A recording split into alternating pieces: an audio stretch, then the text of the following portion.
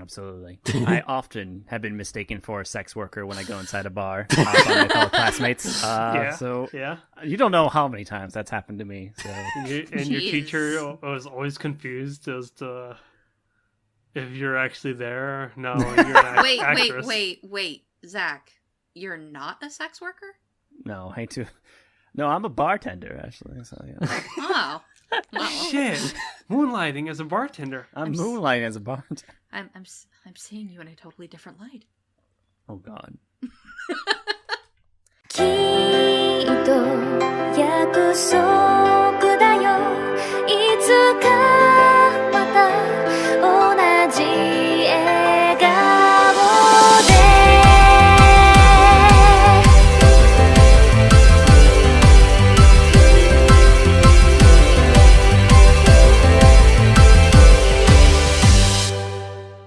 Hello, one and all, and welcome to the box, the NA chat box, of course. This is episode 82, and I'm your host, once again, Craigus von Maximus III, Esquire. I actually hosted last week, so this will be fun. I host again once more. Woohoo! But again, I'm not alone, and not only is the precious Cineral Cammy here, but we have everyone, including Zac from Save Our Progress. So again, starting from my immediate right here, we have the producer extraordinaire, Cass. I love how he had to point out that Cammy was here and everyone else because she's obviously the most valuable asset on this ship. No, because I joined him last week. No. I like to think that you're the one who Cass pulls the sails and pulls us back on topic. Ooh. Okay. Yeah. Due south of us is the resident anime hipster, the guy that actually is probably the most well-informed of all of us and does not play video games, from Save Our Progress Zac. Why do I get to be announced before the other people on the podcast? That's what I like to go. Because you're south. You're supposed to be replacing one of us. Who it's gonna be? Find out after these messages. It's John. It's John. No, Really? not John. Unless you can fake a British accent, John's not going anywhere. Oh, so that's the only value I have here. Okay. I had a 5-second moment where I thought about trying to do a very poor accent and offend people. Can you please? But... Can you do it? Oi, governor! Oi, Cockney! Oi, governor! Let's watch some anime! Oh no. Oh no. John, we need you here. Please stay forever and ever. Zac, you're fired. Oh darn, I haven't even gotten the job yet. He didn't survive the interview process. On the East Coast, again, precious cinnamon roll of the podcast, Cammy. Massacred. Desu. Adorable as always. And a hop and a skip and a jump across the pond known as the Great Ocean, the gentleman of the box, Jojo. Hello, I'm Jonathan. I'm running as student council president because I want better food and to take naps without getting in trouble. I get it. I get that reference. I understood that reference. All right. Let's get the obligatory plugs out of the way. First and foremost, social media. We have that. Twitter.com/NAChatbox for all your short form inquiries, 280 characters or less. If you want to hit us up in long form, anychatmail@gmail.com. Again, that is anychatmail@gmail.com. If you want to suggest a topic, or if you wish for us to live vote an anime, what have you, feel free to email us there. We can be found on multiple podcast services around the globe, such as iTunes, Google Play, Stitcher, TuneIn, and SoundCloud. We also are on YouTube. Just search any chat box. If you leave us a review on iTunes, 5 stars recommended, we could read your review on the air. See this? This was a review. If I had a review to talk about... You're making us sad people. Oh, okay. Guilt is how you get on here. I see how it is. I gotta get on that review. I mean, I wrote a review for your podcast. Ooh, there's the real guilt trip. We never promised. Did we ever read that? We never promised to read his review. I still wrote it. And finally, if you find it within your hearts of hearts, aka Kingdom Hearts, and January, you hit us up on Patreon, patreon.com/NAChatbox. Look at those tiers. There you've got nice incentives. Hey, all right, Cass. What? Who's your loyal patron? Oh, Sarah CorpsyAnn. I think Cammy would be better to introduce her because she's more familiar with her content, but... Fair enough. Yeah, Sarah CorpsyAnn Carroll has a YouTube channel where she does travel vlogs, book reviews, and lifestyle videos. You should go check her out. We will have a link in the description. Thanks again, Sarah, for being a patron and helping us keep the lights on. I like having lights. I'm actually scared of the dark. Fun fact.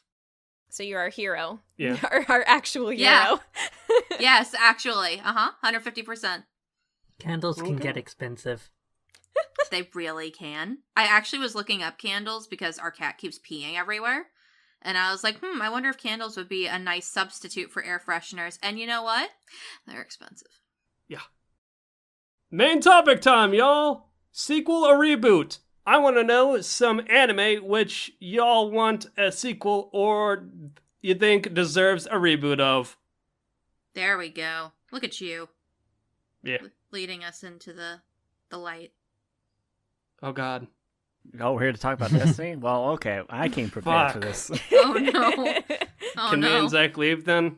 No, none of us here play Destiny that I'm aware of. Yeah, Except haven't. for Craig. It's a shooter, Cammy. You don't have to. Yeah, I'm good. I'll pass. You're better off for it. You're better off. It's a poison. My question with any video game is, can I farm in it? And if not, then I'll say, can I pet dogs in it? And then if I can't... I mean, you could farm for guns. Not the type of farming you're thinking of. Good God. I get it. Okay.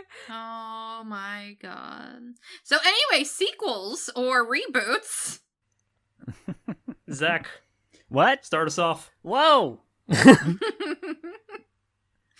been thrown under the bus. How does it feel down there? It's comfy down here. Yeah. I'm getting quite used to being down here.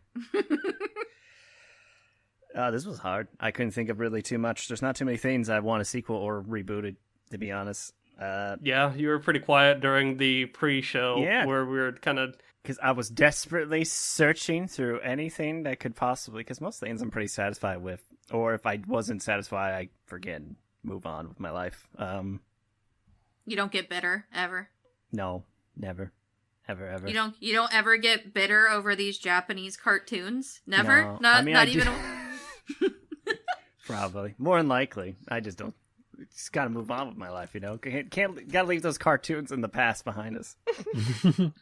Could you think of anything? No, I was gonna say Back Mongolian Chop Squad is an anime I really liked.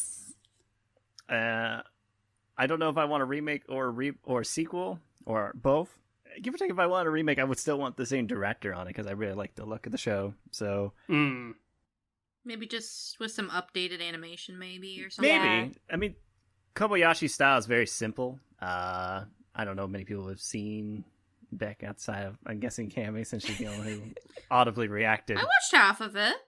I watched the first 6 episodes, and then I realized I did it wrong by watching it dubbed. You Oh, did it yeah. wrong. Ooh. Yeah, I'm not a fan of the gray hairs as No. No. Also, it's kind of authentically because How did they handle the parts when they speak in English in that part? I never got to that point. I don't recall. Well, it's that's only like- a couple episodes in. It's literally only a couple episodes in when he speaks in English. Yeah, because 2 of the leads are from America, so... Again, this was several years ago. You're asking a guy with a horrible memory. I would like to have more of that. Even though I read some of that manga goes fucking places. Really? Huh. Good places? It gets a little... I mean, the anime gets a little weird at the end, with the mob stuff, you know? And it dives more into that, for certain. So... Did the anime just end with, and then we'll reach our dreams sort of thing? Yeah. Yeah. It felt like a solid end, but you could tell that it was definitely more open-ended. But I totally agree, because I feel like the story and music in that show is phenomenal, but the art was just kind of outside of the opening, which is timeless, and I love it. I was made to hit in America. I really like the look of the show, actually, if I recall, but I don't mind the simplified look. The director, Kobayashi, has done other stuff that's similar to that. He did Paradise Kiss as well, very similar style. Ooh. And, yeah. And That's on my list of shame. I need to watch Paradise Kiss. yeah, and he hasn't done much recently because a lot of the shows he tends to gravitate towards fail, or don't do so hot. So I haven't seen him around very recently, but I wouldn't mind having more or a remake or a Brotherhood equivalent of this. So just there, because the next part in the manga would have been they went to tour in America, and that was definitely one of the more interesting parts of the manga that I did get to read through. I would have liked to have sequel-wise. I feel like everything I have has sequels. Like Tiger Bunny would have been on my list, but that's getting a spin-off that's starting in fall, and then they implied that a sequel might happen. Oh, really? Yeah, I wouldn't be. I'm not surprised. Yeah. One of my favorite anime all time, Giant Robot, would love to have a sequel to, but at the same time, does it need it? I mean, I'm satisfied. It ends off on a point. It's like, man, but it's been like 20 years, so I'm kind of over it. So I don't know. It would be nice to see what he would have done, but that's pretty much. I don't know. I don't really think about it that so much. Like, Land of Lustrous is a recent anime I really love, and I would love to see a continuation, maybe perhaps in the future. Yeah. That would be nice. I want a Land of the Lustrous continuation, and that's mostly because I was salty with the ending. But they're so well. I mean, but that salt it's because I want to know more. Well, so not much has been answered in the manga sense, but if you like body horror stuff, then you'll definitely get more of that in the future of Land of Lustrous. Oh, no. So, my favorite. and the questioning of oneself and what is your purpose in life, which is stuff I loved in Land of Lustrous anyway. So if you love that, you'll definitely get more of that in Land of Lustrous sequel. Yeah, I had that listed under my possible sequels, but Yeah. Orange will probably announce it in 2022. It's fresh in my mind because I just caught up on the English release of the manga, so it's and it goes. It does. I mean, it's nothing too far from what the anime first season does, but it continues doing what I loved about it in the first place. So Be abstract. yeah, and it does give hints and tells more and gives you more questions and gives you. Like, I finally know what the fuck sensei is, kind of, maybe. So, kind of. There's Maybe. hints about that. Kind of. Kind of, maybe, almost, sorta. Yeah, sort of. But and there's a couple other things on here, but I think Craig might cover some of these, so I'll let him handle it. Okay. I guess that's my cue then. I thought about this, and this is obvious. It speaks true to me. Zach actually messaged this to me on the side. But for a reboot, or a Dragon Ball Kai, or a FMA Brohood equivalent, I want Kenshin. I want Kenshin to redo the Tokyo arc, the Kyoto arc, and then the Inishi arc, basically the third arc, which was in the manga but never actually kind of happened in the anime proper. It's kind of covered in OVAs, but from what I remember, I believe the OVAs kind of bummed out the original creator and disavowed a lot of the OVAs, the Samurai X content. And with the live action movies and whatnot, I honestly, back in the day, thought we would get more Kenshin, a reboot, but we never really did. We only got 2 OVAs back that were self-contained, a little mini 2 OVA things for the Kyoto arc. But I was kind of a little bummed out that we never got anything more outside of the live action, which is fun, but hey. For a proper sequel, show that I just recently watched, and it's hearsay if this will ever get a second season, but I would definitely enjoy more of it. Cells at Work. Aw. It kind of, each episode is episodic in such a way that I feel as though they could easily do a season 2. That being said, I'm not exactly sure how much of the anime had covered of the manga. I know that we have an English release via Kodansha, and I skimmed the first volume of that, and Barnes and Nobles just yesterday, actually. So maybe they're probably David Productions is probably waiting on more to be adapted before they even get greenlit. I know it was popular enough, so. Nice. I'll just list these last two here because I came up with more sequels than actual reboots. Death Parade.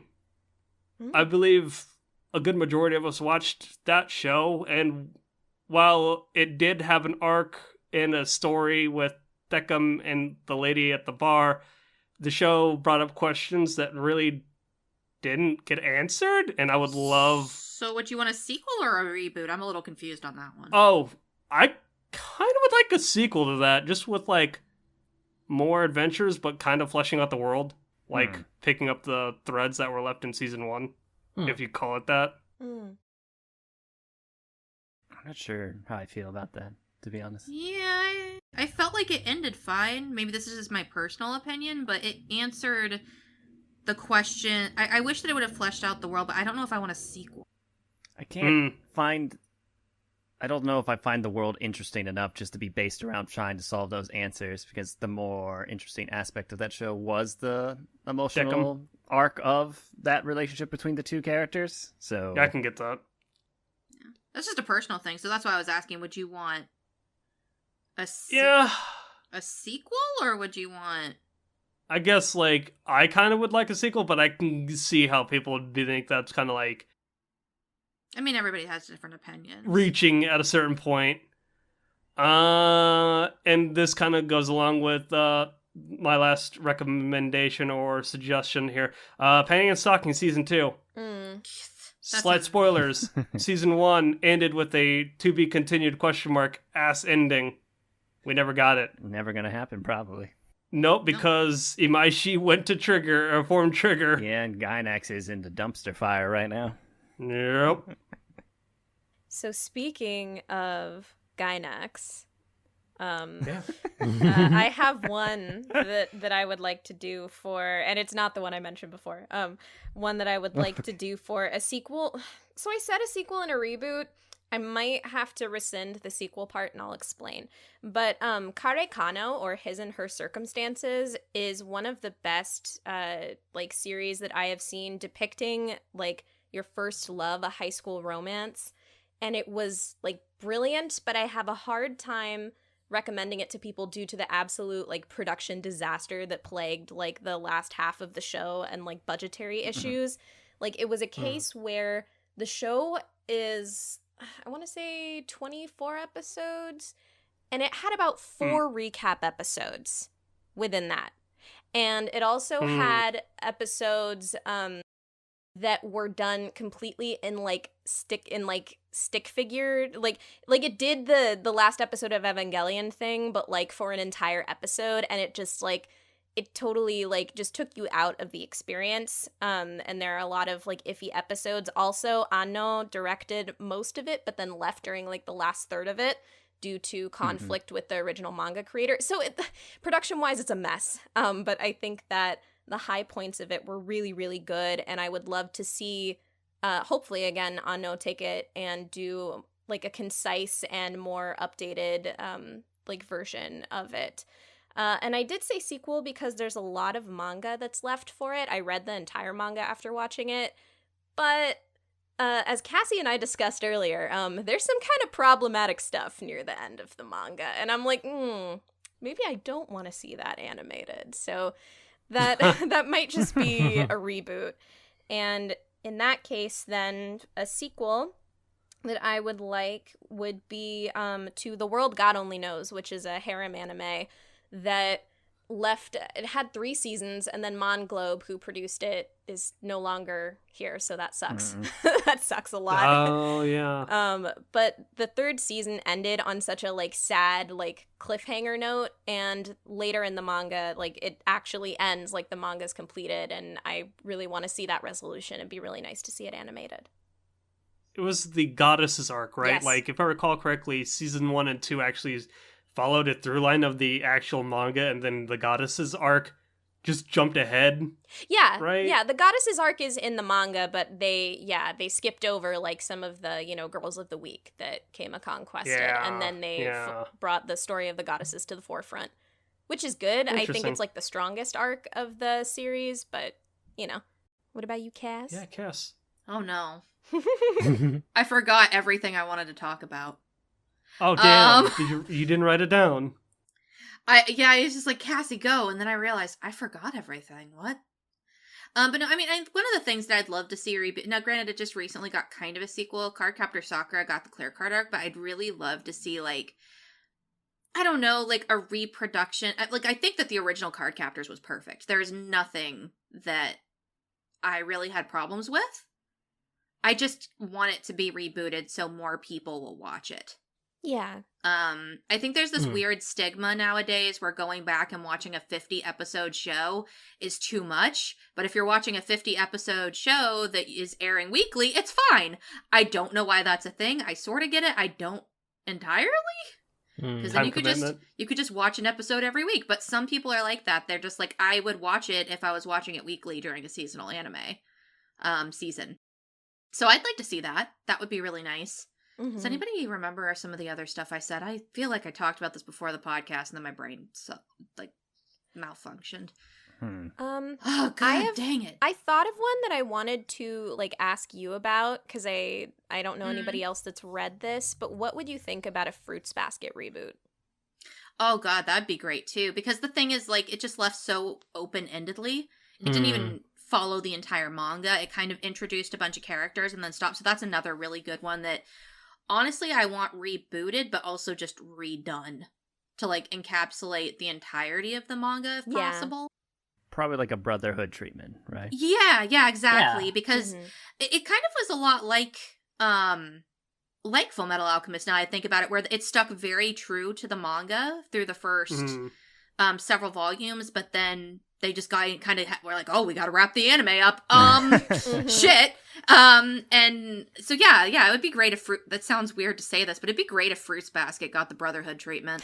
Turning into animals. Oh god, then it sounds even worse. You're supposed to be the good, innocent one on the podcast. What is wrong with you? I don't know, man. All the Nina memes. Too many Nina memes. Everything has been ruined. There's no hope. But I'm going to skip over to John, and if I think of... I'm going to scroll my Kitsu in the background, because I had this earlier. But go ahead, and you can talk for a bit, John, and I'll come back to me. Alright. I actually ended up thinking of a few things for both categories. One series that I want to reboot of because I'm salty about it is Yumikure Mary, because I was getting really into that, and then the ending happened, or like towards the end it just like really changed direction, and that's apparently where they decided to fuck the manga and do their own thing, and yeah, a lot of people ended up really salty about the ending to that. So that's one thing I would like a reboot, like actually stick true to the manga, please, because it was going good while you were doing that. Although another couple of series that I actually really want reboots of is the original Gundam. I actually thought Gundam Origin was going to be that, but the original Gundam. Yeah, I had this on my short list too, but I wasn't sure I wanted to commit to that answer. Doesn't the trilogy movies count as? Well, there's a whole manga called Gundam the Origin. It's basically a retelling, and they added a bunch of background stuff, and that stuff that was new stuff in the manga got animated into an OVA. So, oh, so you want a fleshed out Gundam the Origin TV show rather than just an OVA? No, I mean, like, because the OVA was just the new stuff. Whereas it's just the new stuff. I want, like, I really did enjoy the original Gundam 0079 movie trilogy. I am not going to watch all 50 episodes of the original Gundam series because the production is terrible, but I understand why. And it was also flagged with people in suits saying, we need to sell more toys, and adding more new, weird mech designs and just lots of effectively filler to try and sell toys, and it didn't work. Yeah, and while the movies are fine retellings to a degree, yeah, having the extra details of that manga is would be very nice. So and they didn't reanimate it; they just did some good cuts and of it to make it more cohesive in that regard. But it's still the original production quality. It's just and that's not like old anime is bad or anything. It just wasn't a super tight production at the time either. No, so, I mean it was given a really low budget because they wasn't expecting it to succeed, and little did they know. Little did they know. You, Sunrise, you got a banger on your hands right now. Wouldn't you know it? But yeah, so that's one, and I've said it a couple of times. Actual reboot of Fate Stay Night, Fate Arc. So you could stop recommending people Dean Stay Night and people don't actually watch it? People will actually watch a new one? Yeah. Because I know that there's problems with Dean Stay Night, but I still stand by my statement that it's the best place to start with the franchise. We're not going to tackle this horse right now, No. guys. That's a whole other podcast topic. Yeah. So sequels. An actual sequel to Gundam Build Fighters, not Try. And I don't want to wish upon that. I don't want to wish on that monkey's paw. I want to see what happened to Say afterwards, not just him being an enigma in the background, like not even showing up. Listen, Miles had dreads in the Try. He got older. He grew up. That doesn't tell us shit about Say or any of the other characters. They lived happily ever after. This guy got a different hairstyle. Wow, that tells me a lot about his character development. It was too deep. And yeah, I would like to see more from Gate. I actually can't remember the full title of that. Another isekai series, yay! It's the one where the Japanese self-defense forces ended up in an alternate world, more fantasy setting world. I really like that. I would like to see more of that. Not sure if it would really count as like sequels, but special shout out. I'm saying here though. And I said this during the review of it, but I would actually love to like see animes or some media of the fictional stories that showed up in Recreators, because they have me fucking intrigued. So like a spin-off series or something? Yeah. I might have to bullet hole through mine. I finally remembered all of mine. Yay! And I don't know how I forgot this because I had a small rant about it before we even started recording, but I want a reboot of Air. It's the only... Oh, yeah, you did... Yeah, I forgot you said I don't know. It got removed from our creative minds, our united creative minds. It just went away.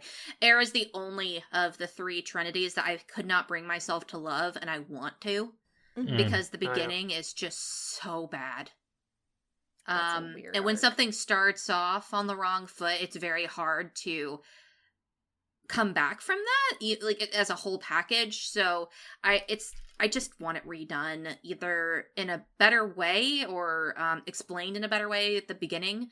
Even if adding a couple episodes would help. I already know it's kind of long to begin with, but actually, how long was Air? It's 12 episodes. 24, wasn't it? 12 12. episodes. Oh, Yeah, so 24. Yeah, so I was thinking canon for some reason. Canon was 20-something episodes. Yes. But yeah, Air I feel like deserved to be a 20 episode. It deserved to be 2 core. I agree. It just wasn't. And I would love to see a reboot and for them to go back and fix it, update the animation's great, but it'd be cool to see it updated and also, I don't know, maybe give it the canon 2006 treatment. That would be really cool. Air 2019. Yeah, please. That sounds amazing. For some very quick sequel shoutouts, I want more Children of the Whales. We already knew that. I really want more Gekon Shoujo Nozaki-kun. Oh, please. It's one of those... I can get that. It's one of those comedies that really, like, is so good and so fun. It reminds me a lot of the show we might be talking about today. So when a comedy really resonates with you, it's just like, dear God, I hope it gets a second season. But comedies are just so unpredictable on whether they get a second season. But God, I want more. And one more quick shout out. I want a Kimi ni Todake season 3. I don't know why it doesn't exist. Yeah, because there's all the manga material.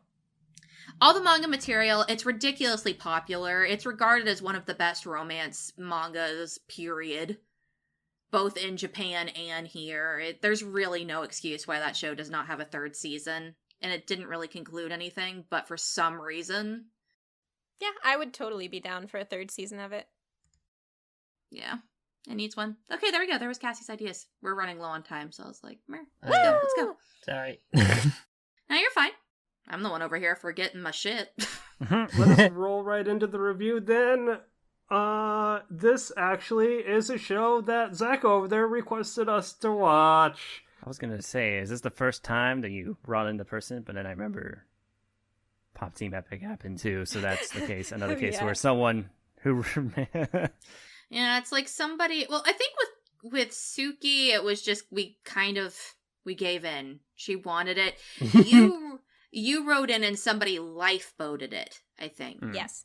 Yeah, got rid of a Grutsko for it. Yeah. And then I gave my quote-unquote review of a Grutsko. So, the show today, Hinamatsuri. Studio is Feel. Other shows by them, My Teen Romantic Comedy Snafu and Mayo Chiki. They also did Kiss X Sis. Just want to let you know that. Wait, did they? They totally did. I didn't. Yep. I totally did not see that when I was doing the... Hold on. Yeah, trust me, I am very in touch with Studio Feel. They did Kiss X. Oh, wait, you're talking about Feel did it. Okay. Hey, I thought you said Cassie. Yeah, not the director, not Sorry. the mind. writer. No, just the studio. I was at half large. listening. No, just continue. Cassie, you know what else Feel did? Hmm. They did Suki ga Kire. They did. Yes. We don't talk about that. It doesn't exist. Synopsis goes as such. One night, a strange object falls under the head of Nita, a member of the Yakuza. Inside the box is a strange young girl named Hina. She was, what is it? Goddamn it. She has tremendous supernatural powers, and Nita finds himself reluctantly taking her in. Her powers can actually come in handy for his Yakuza business, but he also runs the risk of her using them on him. Not to mention, if she doesn't use her powers, she'll eventually go berserk and destroy everything around her. Hina and Nita's strange life together is just beginning. Zac, you're the one that recommended us to watch this. Why do I keep being thrown first? Why did you want us to watch this so much? Because I really, really liked it. Like, a lot.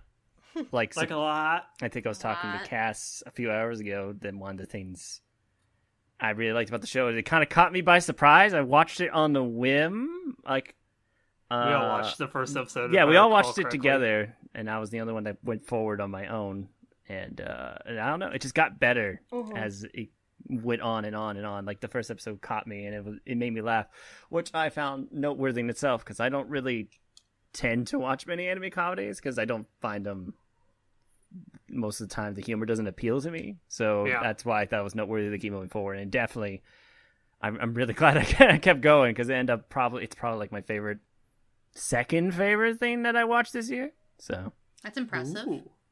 Ooh. That's high praise. It is. Especially considering, like, Devilman came out this year. I'm assuming that's your number one. Yeah, that's pretty safe to assume. How, like, jumping from one to the other. Wow. I mean, look, they give me different types of feels. Oh, no, I just think it's so interesting. It's like... Yeah, running the gambit of, like, genres. So far, my favorite animes this season, or this year, are Hinamatsuri and Devilman Crybaby. I mean, the third is probably Batman Ninja, so we're all over the gambit We're here. just all over the place. My thing with this show was I watched the first episode and the humor didn't really click with me.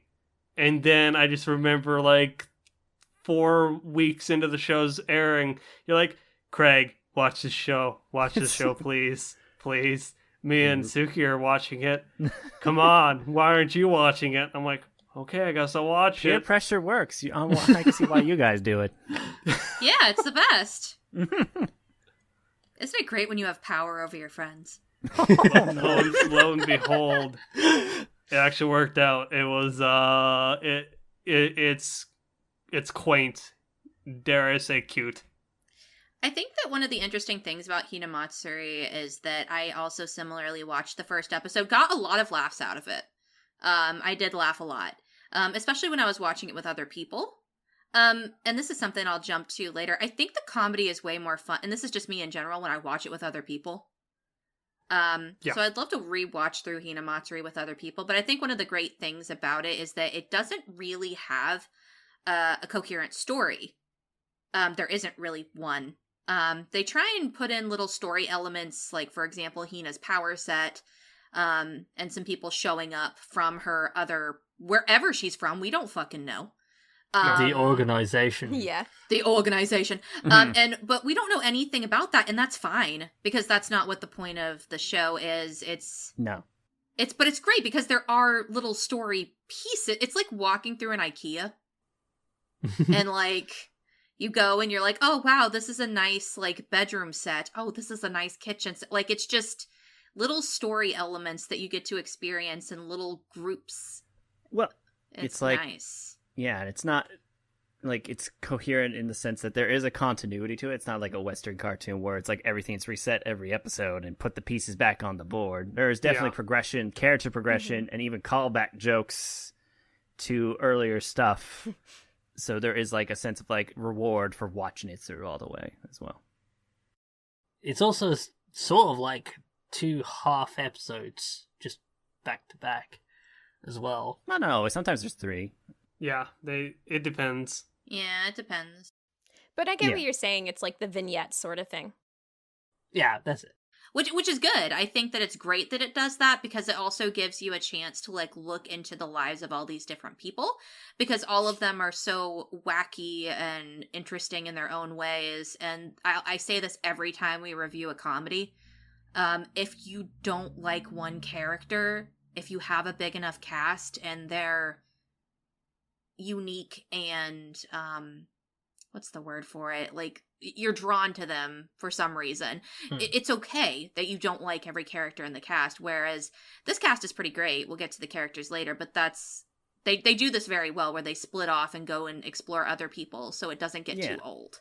Yeah, very similar to some other comedies. Daily Lives, High School Boys comes to mind, where it's like, here's the main cast, and we introduce some of the other supporting characters in like early skits, and eventually they kind of change direction where they kind of mismatch them, and then eventually those side supporting characters will get stories of their own to focus on, or characters you don't think that would be together. Like towards the end, we get Anita Anzu's story, characters that don't have much interaction outside her and like appearance, and then come back together at the end, and just like. It does a very good job of setting up the pieces so that way it can go and tell all these different stories. These stories are happening in the same town, which makes it... They're all related in this really weird spider web, and then those threads cross occasionally. It's interesting. Well, and then there's an island at some point. Yeah, we're not going to talk about that right China. away. Listen, that's its own can of worms.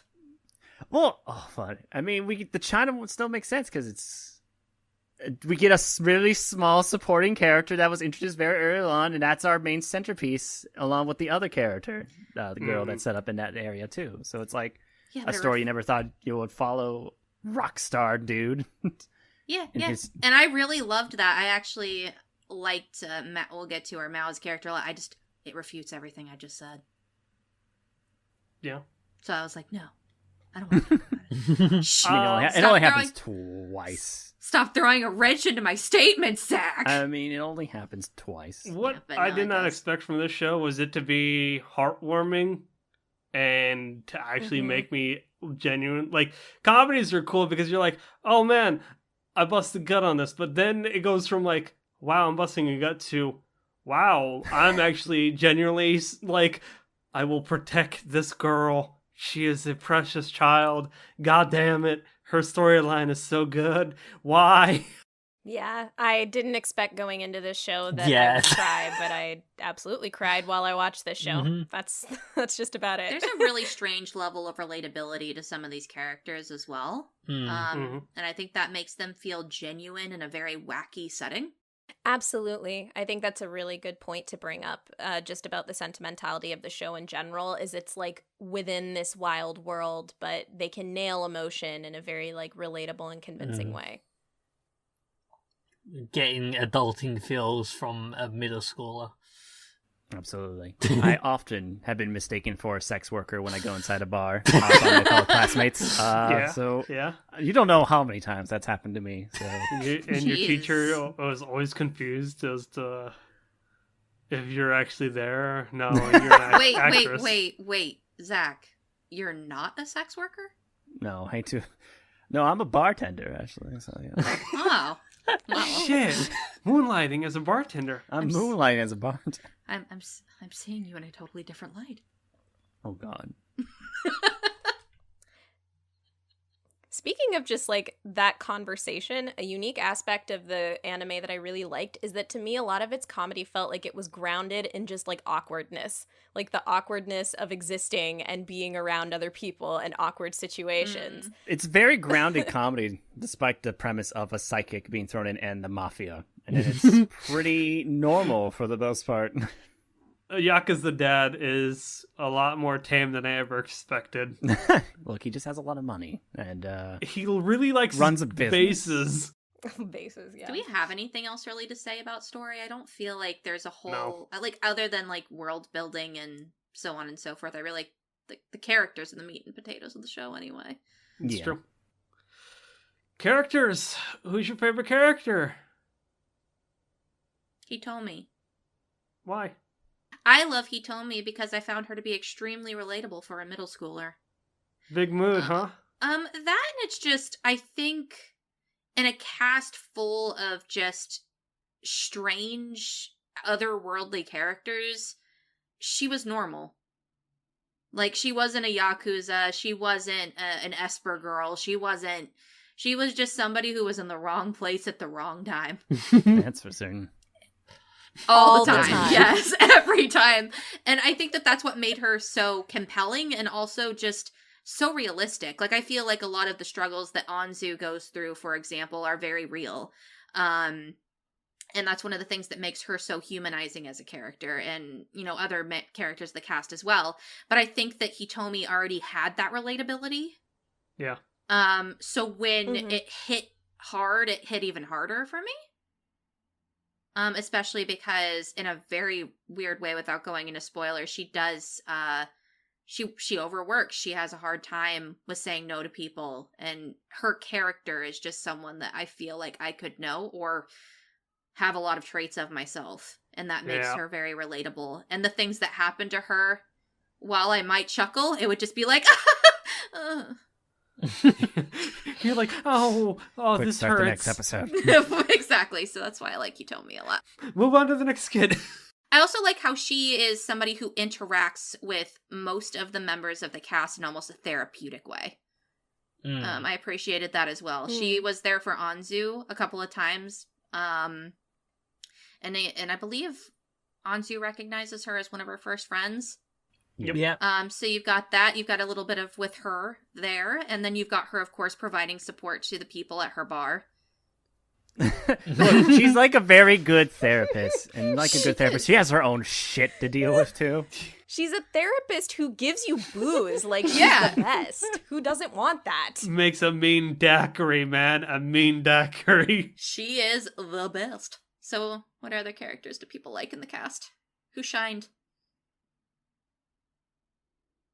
I love the fuck out of Anzu. Jesus, I think it's because I didn't expect it Yeah. at all.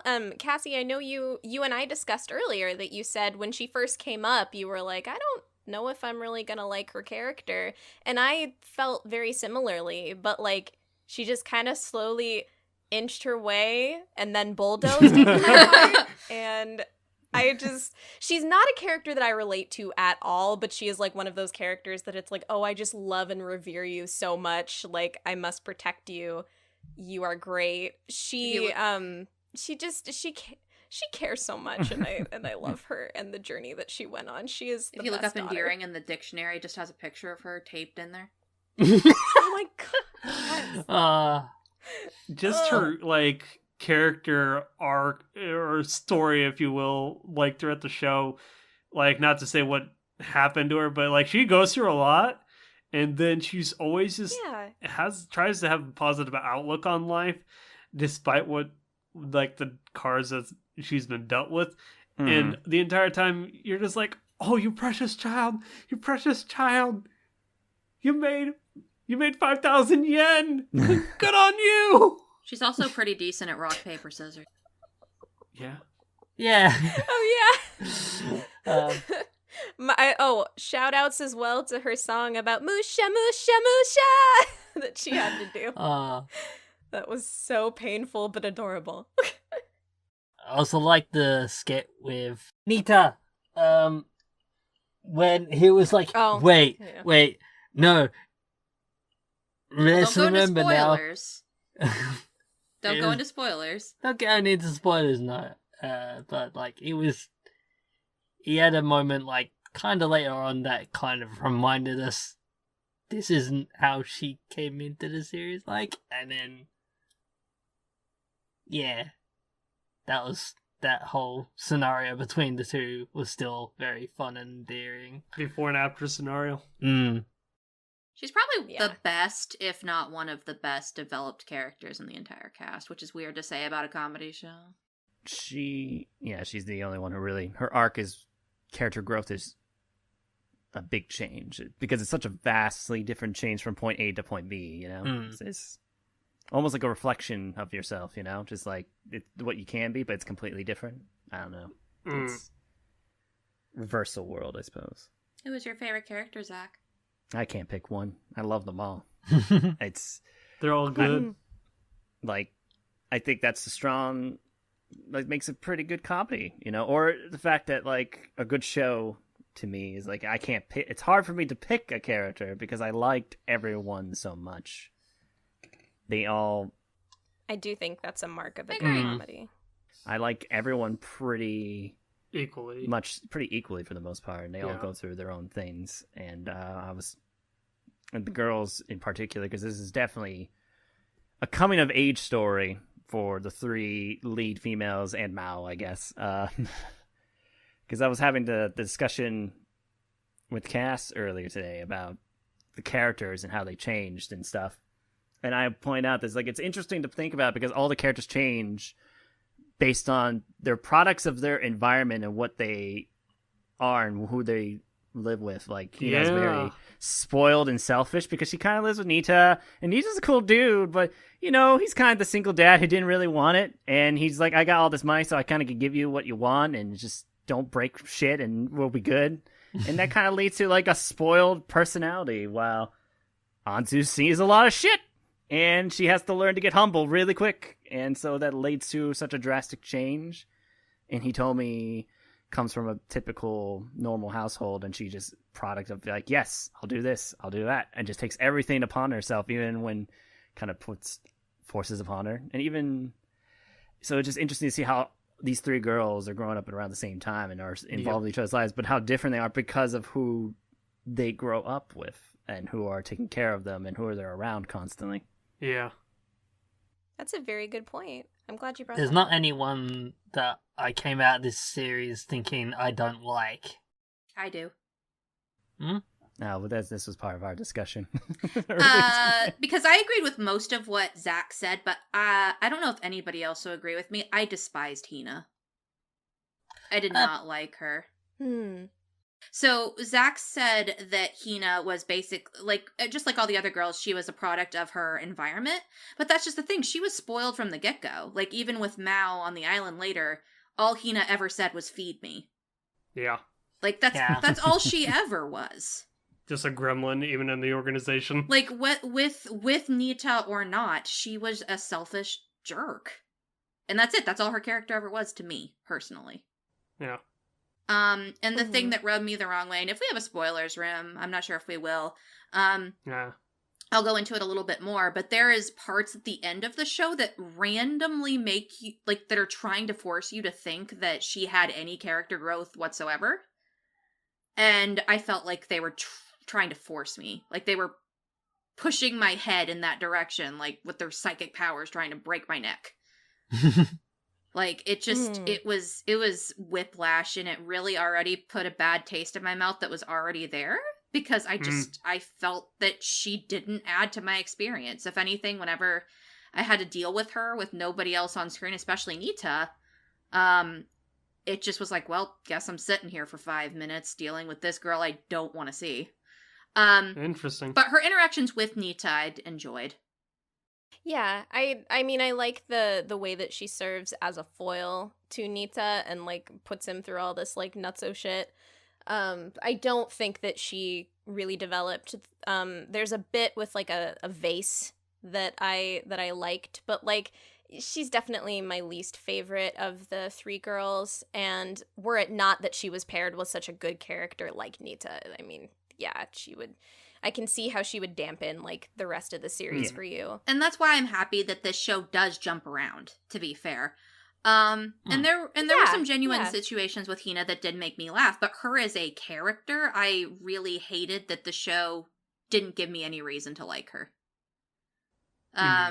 Like, I was given reasons. I was even given reasons to like a character that they threw in the very end. I cared more about Rock and Roll Guy on his adventure to learn how to play in a band than I did Hina. Interesting. Like, it just... she was the worst part of the show for me, which is weird because the show's named after her.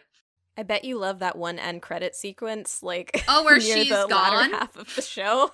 I wouldn't even consider that a spoiler. They mess with the opening and endings. We'll probably get to that in production, but Oh yeah. there's Oh yeah, didn't they do an opening with there's that too? there's a part in the ED where, like, she'll disappear, other characters will disappear, and it's They did that in the OP as well. And it's more a joke or something that's nodding to what's going on in the show or something like that, which is good. It means that the production is even playing with your expectations and trying to make you laugh. So Yeah. But yeah, she is the only character that even took the show down a point for me.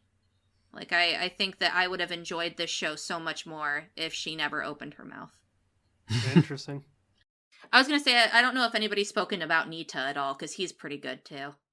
Nita is a good Nita's Yakuza great. dad. Nita he's good at his job. He's good at his job, and He's again, good. very tame considering he's a part of the Yakuza. I mean, look, he just wants things to go smooth. Like, his relationship with Hina is pretty much like, look, I care about you, but I don't want you to break my shit. I'll give you money and snacks. Just, let's be cool here. Even in his job, he's kind of like that, because, like, he never wants anything more than the position he wants. He just goes with the flow. He just wants things to go smooth. Be fine. He's very chilled, laid back kind of dude. And I kind of like that. He's not what you expect from a Yakuza. He's not, like, in-your-face, angry, violent dude. No, admittedly, I think the rest of the Yakuza gang are kind of up in your face. He's just kind of like chill. I mean, His bro is kind of stupid. The, like, little blonde guy. Okay, that's a character I didn't like. The Fuck guy who that just- guy. and the former mob boss is pretty good, too. Oh, yeah, the He's grandpa. Yeah. kind of the granddad in this Yeah, situation. I like him. He was fun. I think, like, there was only, like, 2 guys who were, like, super, I'm gonna show Gangster. this, like, this side of the Yakuza that's, like, kind of... But they make a joke out of that, too. So, Yeah, true. it's very lighthearted, even in its... I mean, there's a whole skit based how the Yakuza is not what it seems. Oh, yeah. When they do Yeah. the whole documentary thing, and it's just pretty normal. Like, oh, Really? That- they have to re-edit things to make it look more menacing than it was. I don't care what anybody says. I loved episode 11. No, I love Evelyn too. I don't know who thought otherwise. What about the hard truths? Forget the hard truths. I have a family to feed. 11's great. Yeah, it's pretty interesting. Dan, do you have anything else to say about characters? Uchako's fun. Oh, She is that the guy. antagonist the show needs. She's such a jerk. But she's like, but she's not like, what's the word about, like, she's so honest about being a jerk. Well, but the show, like, from the get-go, even from the opening, kind of sets it up as this mother figure. but then she's just. But you also, if you pay attention to the opening show, she's kind of like the reason most of the characters are crying in the opening. And you go, and then, so I noticed that like a few episodes in, and I was watching with our friend Suki at the time. I'm like, she's the reason why all these characters are crying. I kind of want to know why. She's a jerk. But I still liked her more than Hina. Yeah. Damn. I think the only other character I didn't really like, and it wasn't like I hated them, I just didn't really care about them much on screen, was like the Hitomi posse, like the classmate and girl and the two boys, and they're always trying to like get up in her life. Oh, I love her gay classmate. Me too. Her very thirsty classmate. I liked her. I mean, she is. She thirsts. And those two boys are dumb in a very charming way. She's so thirsty to tease her friends. And the boys, they're dumb in a charming way. They're dumb as boys that age would be, Yep. That's very fair. they weren't like bad kids. They were just really stupid boys. They're very stupid, but they care. They wanted to help her. They just are very stupid. They have one of the best lines in the series too. I'm not going to say what it is, but it's fantastic. The only noteworthy character, Mao and the girl from the future, the organization thing, are the only other. The one girl likes dogs. That automatically makes her better than Hina. Look, I love dogs. I can agree. I can relate so much. Yeah, she adopted the puppy. What do we do about the dog? nice. I had to find a home for it. Maybe without going into spoilers, we can discuss Mao, though, because I think she's a very polarizing character for this show. And making people like or disliking it. I feel as though she's the Elma of this show, where they introduce her, and she's even less shown than Elma from Kobayashi's Maid Dragon. I disagree. Elma had 1 episode. Mao had 1.5. Yeah, and also you have to remember about Dragon Maid. Like, Dragon Maid had like 2-second skits of her brushing her teeth or picking things out. Mao had way more exposure. True. Either way, I wish I saw more of her. Yeah. I wish it was more of I liked what we had, but yeah, I wish we had more. I think I'm the one person on the planet that got tired of the coconuts thing really quick, and then I was just like, I don't want to see these skits. Like, she was fine. I just didn't find the humor surrounding her within, like, it. I didn't find it super funny. But that was just me. Very lonely. I think Cass said something to the effect of, if I was in her position without spoiling it, I would have lost my goddamn mind. And I'm like, well, yeah. I think that's kind of the point. I mean, yeah. When I was talking to Zach earlier, I think that the saddest thing about... Because I like Mao. I also thought her story was interesting. Like, unlike everybody else who, conveniently got dropped somewhere where they could, get help and assistance in some way, shape, or form. Even Anzu got that for as much as she struggled. This girl had to fucking figure it out on her oon. Which is like another product of her environment type thing as well. Yeah. She has to do it herself, and that kind of leads her to be a little crazy. Little crazy. I didn't like that the joke was, wow, look how crazy she is. That was my problem. Yeah. But the thing that I did really like about her, though, is that she brings the story back to full circle, and in a joke that was at the beginning and that it is at the end. And I think that she was an intriguing character. I don't think that she got the Elma treatment. I'm going to be the devil's advocate and say, I think that she was a character that had a really good introduction and then got dropped. Yeah, fair enough. Whereas Elma got 3 minutes and then got dropped. Apparently there's this entire spin-off manga for Elma, like, that the author wrote. And I'm like, please, because I'm not saying I disliked Elma. I think that, and I really liked her. I thought she was going to be my favorite character, actually, when she showed up, and then she never really came back outside of, like, 2-second skits. Whereas I feel, personally, that with Mao, at least, she has a goal. And I saw a whole episode of her. I got kind of tired of the coconuts, too. But feed me. Yeah. But I found her story intriguing, and I thought that it was different from everybody else's. And that there's one thing I was sad about is that we didn't get more of her, but I don't think that what we were shown of her was bad. No. I don't think so. That's just how I feel, though. I agree. Okay. Production? I had a weird wake up call with this because when I watched the first episode, I wasn't really like I wasn't sold by the first episode initially either. I also had another case where I watched it, dropped off, and then picked it up again. And when I first watched it, I thought I didn't really like the animation, but as the show went on, like I warmed to it. It's just not in a style that I typically see, and I did really start to appreciate it. I thought it was pretty solid. Did anybody else detest the twitching tongues? No. Oh. Yeah, I wasn't too keen on that, especially when they zoomed in on it. It's like I wish I could do that in real life. I thought it was funny the first time it happened, and then it just kept happening. And then I was like, this disturbs me. I don't like it. Please stop. But the faces were great.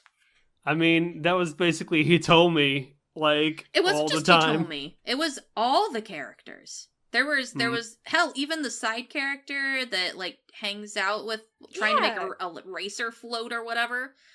There's a scene in her room where it zooms in on her face, and there's that tongue. It's not just Hitomi. I think almost every, and definitely Nita does it a few times. I think that there's a bunch of people in the cast who do that freaking tongue thing. Yep.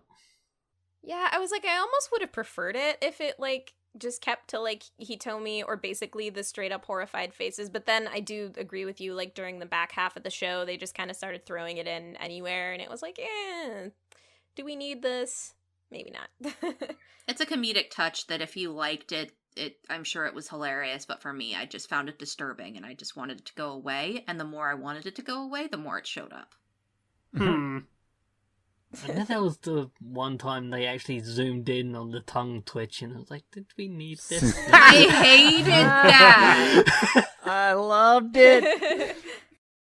Expressions in the show were so good, and, like, not even just the comedic range, but also the emotional range of expressions. Like, there's a scene where a character cries, and it actually looks like they're crying. Like, it's not a perfectly beautiful thing. Like, you know, it's sloppy and it's sweet. I love ugly crying. Ugly crying is my favorite thing to see in anime. That sounds weird to say, but I love it. Ugly crying. Kei Kawa's direction in the show, both his comedic direction and the emotional direction, is very on point. I feel a lot of parts of the show wouldn't work if it didn't flow very well, if it didn't have good timing and good beats to when to do the stuff, and proper build and proper payoff. I think he did an excellent job, and I think a lot of that comes from me.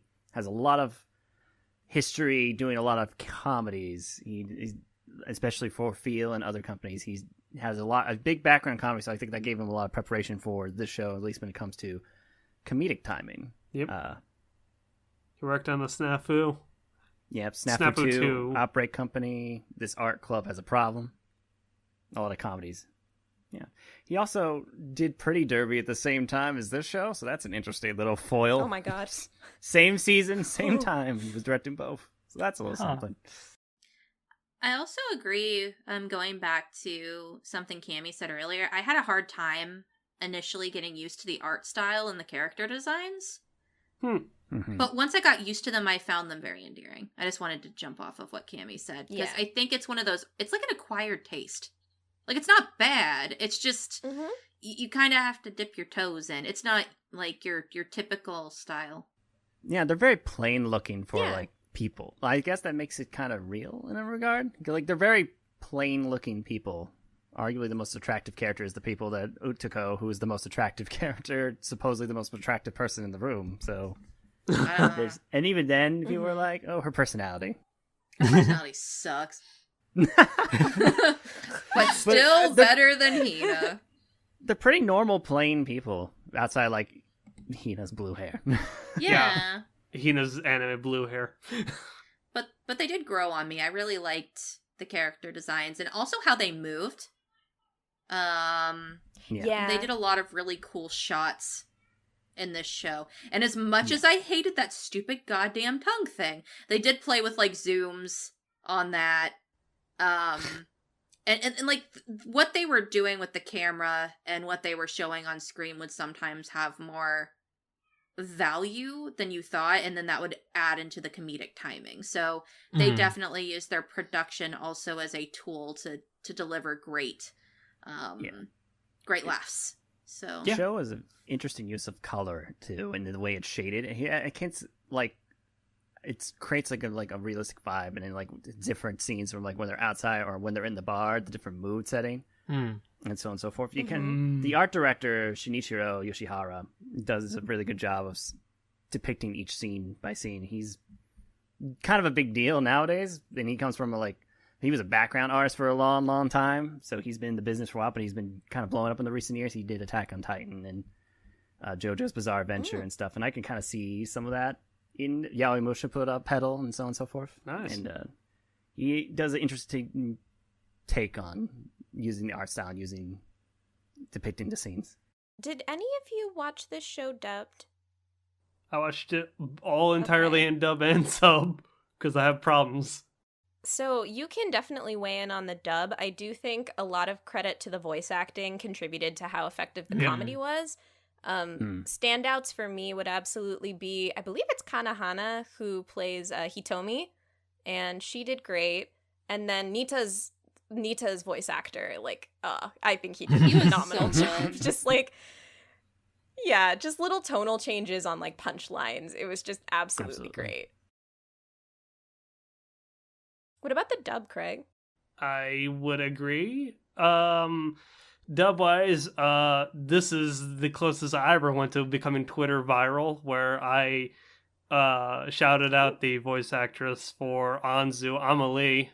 You know her from YouTube, doing the anime covers. She voices Anzu, and when she liked and retweeted that, I got over 100 likes and several retweets and responses, and I'm like, damn, okay. Brina Palencia as Hina captures her just kind of gremlin, lazy Hina, and can't recall the rest of the cast offhand, but they did a good job. I watched it all in sub. I back then I did this even with Golden Kamuy in the spring season, where I watched it all in sub, and then I just watched it as they simul dubbed it each week because I wanted to not only validate my purchase of Funimation Now, but kind of just see how well the comedy was executed. So, and I think it did a good job. Music wise, though, I can't recall a track in the TV show, so yeah, I don't feel like it was probably something that was bad. It was probably serviceable. I'm having trouble recalling just because I watched this show as it was airing, and that was a few seasons ago. And I'm not one to notice soundtracks most of the time, to be honest. I finished the last episode, and I'm even struggling to remember what the intro and endings sounded like, in all honesty. I like the intro. I was about to ask about the OP because I made a comment to Craig, and I was like, I find it kind of generic and boring, and I thought that I broke his heart. So I wanted to see what other people may have thought about it grew on me over time, but it's still not one of my favorites I've ever heard. It's just, I think the strength of most of it is the fact that it changes by adding and including characters as part of a joke in itself too. So if you're paying attention. Well, I'm talking about the song. It's okay. Yeah, I thought it was cheerful. But that's the thing. I thought it was just okay. It was serviceable. It was just there. It sounds like a lot of anime openings. It just generic. Exactly. And that was my problem with it. It's not something that I would go and be like, wow, I'm gonna go and put on my anime music that I want to listen to at work. I want to listen to the Hinamatsuri open. That's not. Yeah. That's not gonna happen. No. Yeah, I'd say the same. I liked, what did I like about, I liked the ending because it was sung by Nita's voice actor. I thought that was cute. I liked the ending actually a lot more than the opening. It felt like him hanging out in a bar, singing at the bar type situation. He's doing karaoke or something. Yeah, I like that. Yeah, something like that. Mm-hmm. It matches with the visuals. If that's the case, then I actually did not know that. That's true. It ends up all in the bar at the end. Yeah. I love how that shot starts with just the two Walking. of them and then Yeah. zooms out, and you just, oh, it's so good. It's so good. So, Well, yeah. all right then. Do we have anything else to say before we roll into ratings? Not Nope, that I can I'm think good. of. Okie dokie then. I don't know who goes last on this. I think that Zac should go last because he's the one who asked you to lifeboat it, and then you should go second to last. Okay, so Mhm. Cass, go first. Okay then, cool. I liked the show. I liked this show a lot. I liked this show a lot more than I thought I would. I'm actually happy that I took a step away from it for a while because I think that I don't often have a problem with getting overhyped about things. But there was just so many people that I knew that were watching the show, personal people, not just people on the internet, and that Mhm. can sometimes shape my opinion. Not so much what everybody thinks popular, but what my friends think is popular. And sometimes I'm worried about meeting their expectations, and that brings this weird anxiety when I watch a show.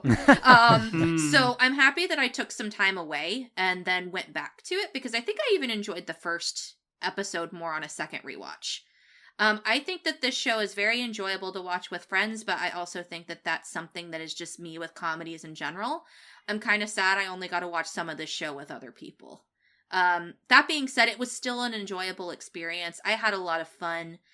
There were characters that made me laugh and cry, sometimes at the same time, which was a very weird experience. And, Damn.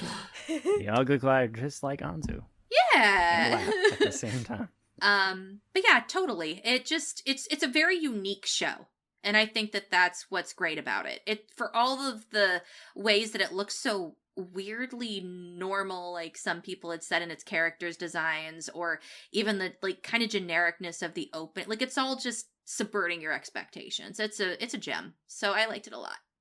My ultimate anime recommendation that we have started doing. I wanted to recommend also a comedy that I enjoyed that is totally not for everyone, but is also about a girl who's kind of hyper and has, well, not hyper, but she has blue hair and she's kind of selfish.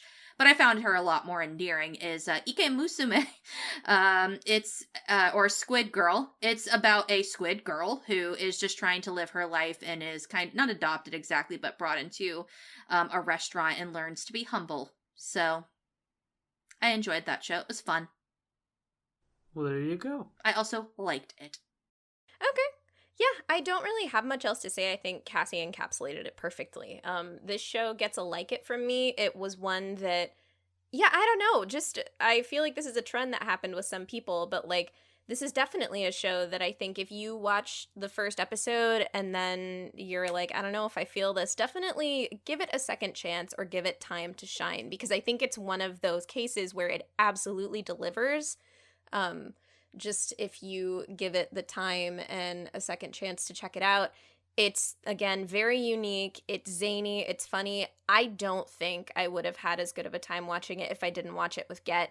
But we did, and it was a very, very good time. So, yeah, just everybody loves it for a reason. So if you're thinking of checking it out, definitely give it that shot. My alternate anime recommendation is a potentially even weirder show. Called Gugure Kokkuri-san, and we'll have that in the description because I know you can't probably think of how to spell that. But it's about a little girl that actually is a lot like Hina. She's kind of like stoic and emotionless, and she lives on her own. And then she summons like Kokkuri-san, who is a like fox spirit, like silver-haired bishi. He looks a lot like the guy from Kami-sama Hajimemashita. And then he inadvertently ends up becoming this girl's guardian. And then you get a lot of other just like kind of Japanese like spirits and folklore characters that come and take care of her. And there's the weird like found family dynamic and very like zany comedy, but also a little bit of heart. I'm actually just like mind blown a little bit about how they're very similar. So if you really want something like Hinamatsuri, I definitely recommend checking it out. Hey. John. Yeah, my turn. Yeah, I don't really have anything else to add. I did watch this on my own. I kind of wish I had watched it with other people. I feel like I probably could have enjoyed it even more if I had actually watched it with other people.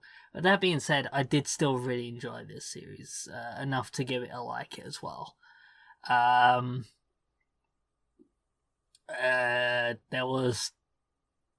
was a conversation that between me and Cassie where she asked me where I was in the series, and I said I was episode 4. And she was like, "Oh, okay, so you haven't gotten to the part which made me cry." And then I got to that part and just typed a very simple thing in the chat, and she's like, "You're at that part." Yeah. Yeah. I actually forgot that was coming. I forgot that I'd been warned about a part that made Cassie cry. And then it happened to me. It's like, oh, yeah, I was warned of this and I forgot. But yeah, I really enjoyed this series. So yeah, again, I like it. I enjoyed all the cast and everything. So yeah. Alternate anime recommendation. Mine is actually very different from so far everyone else's recommendations in that it's not actually a comedy. Mine is Figure 17, which follows more along the line of circumstances happening to a character and people with powers entering this otherwise normal everyday life, though it does still have the monster of the week kind of scenario going on. But a lot of reasons why I really enjoyed the series Figure 17, and one of the reasons why I think it stands out is like it does have a lot of focus on just the everyday and these people trying to fit in and the relationships that build up and develop between these characters, especially considering some of them are not human, outright not human. They're aliens. And it was a really interesting and really heartfelt series, I felt as I was watching it. Probably not for everyone, but for some reason this reminded me of that. So yeah. Right on. Okay, as I said in the beginning, I'll say it again here. I watched this with Zac, Cass. I think Pete was around when we watched that, if memory serves. Yes, he was. And I watched it, and like, admittedly, I thought some of the humor was fine, but I wasn't busting a gut. I don't want to make excuses for it, but I just said, I'll just whatever. I'll watch Golden Kamuy, and It was one of the last things we watched that evening too. Like third, fourth last. yeah, actually kind of wasn't it? Like, it was Yeah. getting to be at 1 a.m. So but maybe I was tired, but it wasn't firing on all cylinders. So I just kind of said, you know what? I'll put this on a hold. Maybe I'll get back to this in my off time. Then you just peer pressured me into saying, you should watch it. Anzu's good. Anzu's good. Suki says, Anzu's good. And I'm like, okay, fine. Fine, whatever. I'll give it. And then I binged it. I'm like, oh my god, this is good. He told me it's good. Hans is good. Yo, guys, this show, I really like this show. It's quite enjoyable, dub and sub. And Yakuza Dad is good. Yakuza Dad's good. Yakuza's Dad's good. Alternate recommendations of anime. Mob Psycho 100 also has psychic kids in it. Albeit that's Bones, and it's obviously by the One Punch Man author, so it's even more crazy and bizarre and out there. Directed by the Death Parade guy. You are correct. So visually, I believe the Mob is a little bit more bizarre and unique. Yeah.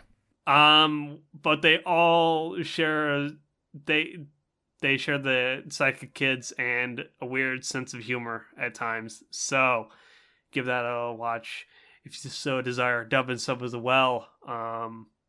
So, Zach. Well, I hate the show, so I figured. I don't know why I even wrote in to tell you guys to watch it. No, I like it. It's my second favorite thing that I've watched this year. It caught me unexpected. And I think that's what I don't get surprised by things that much anymore, especially anime. I kind of know what I'm getting most of the time when I get into something. Majority of the time, by the 3-episode rule, you know what you're in for. I'm pretty much, or even in the first episode, or even just reading the premise of it. It's just like I know what I'm getting. That's why I tend to avoid comedies too, because it's just like, not usually my speed. I don't know why I took the risk of watching it with you guys that day, because I was the one who was like, we should watch this. Yeah, we should watch this. I hear good things. We also watched Tiramisu, and that worked out great. That did not last as long. No. For me. But no, it's very heartful. It's very heartfelt. It's very funny. It makes me laugh a lot, which again, I think it's saying something for me personally, because I don't fall for a lot of anime comedies. And I did get hit with the feels many a times watching the show. It does a very good job of letting me care for these characters and laughing at all their silly situations, like from puppets to leg breakings and all that stuff. Oh God, I rewatched that with Cass. Fucking got me. Even her describing it to me was made me laugh to myself a bit. I'm glad I did not watch it by myself. I watched the second episode by myself, but luckily I found out Suki was watching it, so we quickly got on board and watched it week to week with each other as we judged everyone else for not watching it at the same time as us. But it was fun watching, because we were watching from week to week and seeing how that show had a slow build of like nobody was talking about it until like halfway through the show, and now all of a sudden people were coming out of the woodwork talking about how great this show is, and I was so happy that the show was finally. I think I remember even Cammy tweeting about it, and I was just so excited that someone else was watching the show. Yeah. I remember that discussion. Yes. So I really like the show. My alternate recommendation is I actually got a non-anime one that's Parks and Recreation. Is reminding me a lot of the television show Parks and Recreation, where it's a very funny show with great characters that you come to love, but it also gets you in the feels quite a bit. It's all available on Netflix. You should also watch it. It's a great 6 to 7 episode TV show. Cass can back me up, and Craig too. It's real good. It makes you laugh and cry sometimes at the same time. It's a weird feeling. Did you say 6th season or 6th episode? 6 seasons. If I said episodes, that was a mistake. My bad.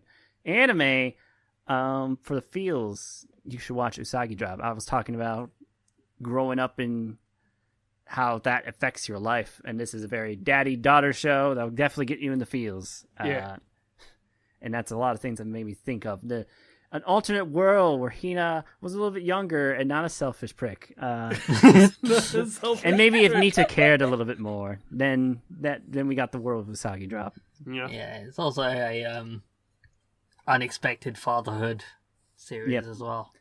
Absolutely. All right. Here's your daiquiri. I've never had a daiquiri before, actually. Oh, you should try them. They're really nice. Nice. You can get a virgin daiquiri as well. You don't have to get alcohol in them. Ooh. Just saying. That's true. And with that being said, again, this has been episode 82 of the Annie Chat Box. I've been your host, Craig Espon Maximus III Esquire. That, to my right, over there is the producer extraordinaire, Cass. We're the same person, it's fine. Yeah, Words. Interchangeable. Down in SoCal is the hipster anime weeb, Zach. On the East Coast is the precious cinnamon roll of the podcast, Cammy proper. And in British UK, it's the gentleman in British UK. Jojo. Oi, governor! British, God. No, Let's talk about some anime. This is Tea not and his crumpets only and what- dividing trait. John, I want you to know we didn't invite you on the podcast just because you have a British accent. I feel like that needs to be clarified.